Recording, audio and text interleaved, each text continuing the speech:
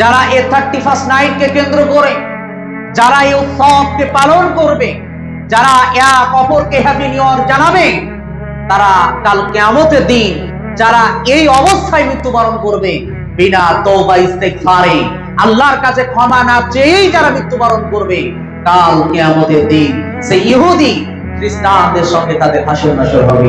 যা রাসূলুল্লাহ সাল্লাল্লাহু আলাইহি ওয়াসাল্লাম বলেন, যে ব্যক্তি, যে কওম, যে জাতি সংস্কৃতিকে গ্রহণ করবে, মান তাশাব্বাহা বিকওমিন ফাহুয়া মিনহুম, যে ব্যক্তি, যে জাতি, যে কওমের সংস্কৃতি গ্রহণ করবে, কাল কিয়ামতের দিন তাদের সঙ্গে তার হাসর নাসর হবে। আল্লাহু আকবার।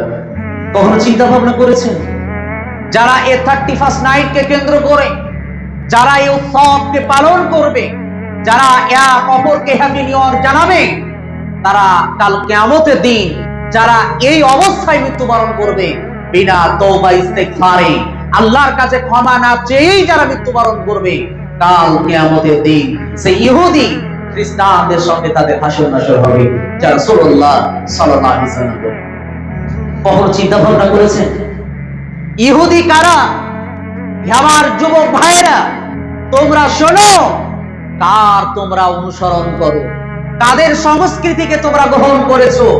তোমরা কখনো চিন্তা ভাবনা করেছো যে ইহুদি, যে খ্রিস্টানরা ফিলিস্তিনের মাটিতে তোমার আমার মা বোনদের ইজ্জতকে হরণ করে, যারা তোমার আমার ওই সমস্ত মাদের ইজ্জতকে লুটে নিয়ে তাদেরকে নৃশংসভাবে হত্যা করেছে?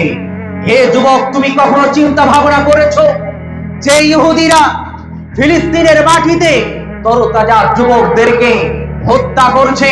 কখনো তারা মাটির ভিতর থেকে, কখনো তারা আসমান থেকে তোমাকে নিক্ষেপ করে তাদেরকে জমিন থেকে, তাদেরকে পৃথিবীর বুক থেকে তাদেরকে বিদায় জানিয়ে দিচ্ছে? তাদের সংস্কৃতি, তাদের সভ্যতাকে তুমি গ্রহণ করে জীবন যাপন করো কিভাবে?